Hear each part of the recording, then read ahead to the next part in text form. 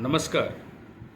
आज का क्वेश्चन ये है कि मान लीजिए एक प्लेंटिफ परमानेंट प्रोहिबिटरी इंजंक्शन का रिलीफ आपसे मांगने आता है कि पड़ोसी लगातार उसकी ज़मीन पर इंटरफेरेंस करता है।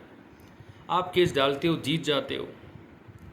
1-2 साल तो वो शांत रहता है, तीसरे साल वो इंटरफेयर करना फिर शुरू कर देता है। वो पार्टी फिर आपके पास आती है। अब आपको पता है कि परमानेंट प्रोहिबिटरी इंजंक्शन की डिग्री का कोई लिमिटेशन तो होता नहीं है, कोई मियाद तो है नहीं आर्टिकल 136 में। तो आप डाल देते हो ऑर्डर 21 रूल 32। अब फार्मूला क्या है? SIR सर, यानी कि स्पेसिफिक परफॉर्मेंस इंजंक्शन या restitution of conjugal right, SIR। इनका एग्जीक्यूशन कहाँ होना है? ऑर्डर 21 रूल 32 में। कैसे होना है? भाई अटैच कर लेंगे 1 साल के लिए, फिर भी ढीठ है तो बेच के मुआवजा दे देंगे।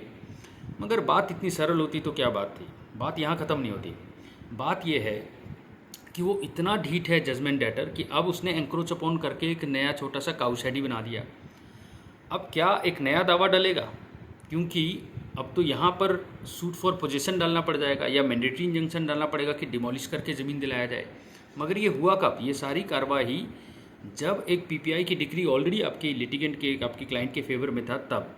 तो नया दावा क्यों? भाई पूरी स्पेसिफिक परफॉर्मेंस में क्या लिखा है? मल्टीप्लिसिटी ऑफ लिटिगेशन से हमें सख्त नफरत है। प्रिवी काउंसिल की बात पे मोहर लगाते हुए सुपकरण बुबना में ऑनरेबल जस्टिस रविंद्रन जी ने क्या कहा? असली लड़ाई तब शुरू होती है लिटिगेंट की जब उसके हाथ में डिग्री आती है और उसके बाद सीनियर एडवोकेट अपने मुंशी को बोलते तू एग्जीक्यूट करवाते रहा। कोर्ट भी बोलता है यार मुझे कुछ यूनिट तो मिलना नहीं, मैं भी क्यों ज़्यादा पेन लूँ। राहुल एस सावर से जिनेंद्र गांधी में भी ऑनरेबल सुप्रीम कोर्ट ने 6 महीने में ख़त्म करने बोला। कैसे ख़त्म हो जब ऐसे अनस्क्रपलस एलिमेंट हो सोसाइटी में? क्या जवाब है आपके पास? देखिए, जवाब बड़ा सरल है। आप देखें कि 1/7/2002 को मैं कहूं कि एक रेवोल्यूशन आया था एग्जीक्यूशन के पूरे प्रक्रिया पर, जिसमें 106, कितना बड़ा ऑर्डर है ऑर्डर 21, 106 रूल्स हैं, मगर फिर भी 6 महीने में हम उसको लॉजिकल एंड तक नहीं लेके जा पाते। तो आज हम समझते हैं वो रेवोल्यूशन 1/7/2002 को क्या हुआ। भाई 1/7/2002 को ऑर्डर 21 रूल 32 सब रूल 5 के नीचे एक एक्सप्लेनेशन को जोड़ा गया। अब ये एक्सप्लेनेशन बहुत इंपॉर्टेंट था।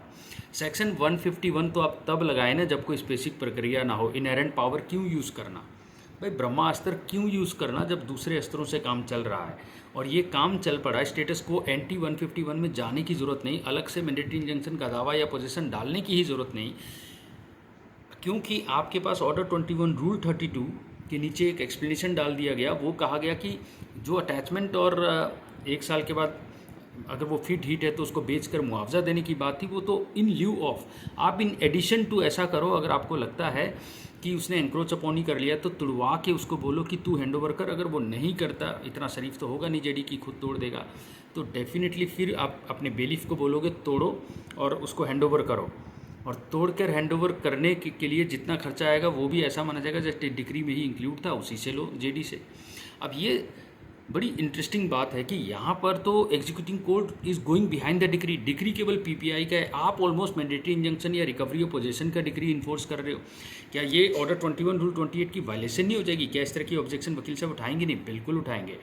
लेकिन आपको क्या कहना है? वो ये भी उठाएंगे कि जनाब मैंडेटरी इंजंक्शन का अगर आप लिमिटेशन एक्ट चेक करो तो आर्टिकल 135 में 3 साल है और आर्टिकल 136 में PPI का जो है वो एक कोई लिमिटेशन ही नहीं है। तो इसीलिए यहाँ पर आप गोइंग बिहाइंड द डिग्री कर रहे हैं, मियाद चेंज कर रहे हैं। ये तो नया दावा डालेगा जी, नया कॉज ऑफ एक्शन है? बिल्कुल भी नहीं। Execution is nothing but continuation of suit. कोई अपील दलील रिवीजन नहीं हुआ तो वो तो फाइनल हो गया। और आपने डिसओबीडियंस में एक चीज़ बना दिया है और वो केवल अटैचमेंट से तो पर्पस सॉल्व होता नहीं है। तो उसको तुड़वा कर उसको पोजीशन देने से ही एक कहते हैं कि लिटिगेंट को राहत मिलेगी। और इसके लिए क्योंकि PPI की डिग्री थी और उसकी डिसओबीडियंस थी तो कोई लिमिटेशन की बार भी नहीं आएगी। तो ये आर्गुमेंट भी खारिज हो गया। 2132 का 5 को पढ़ें आप। ऐसा नहीं है कि वो केवल मैंडेटरी इंजंक्शन के लिए, उसमें इलस्ट्रेशन दे रखा है तोड़वाने की बात, लेकिन वो केवल और केवल आपके वकील साहब का दलील होगा जो जेडी के लिए आएंगे कि वो तो मैंडेटरी इंजंक्शन के लिए। बिल्कुल भी नहीं। आप एक्सप्लेनेशन को पढ़ो। 1/7/2002 के बाद ये गलतफहमी दूर कर दी गई।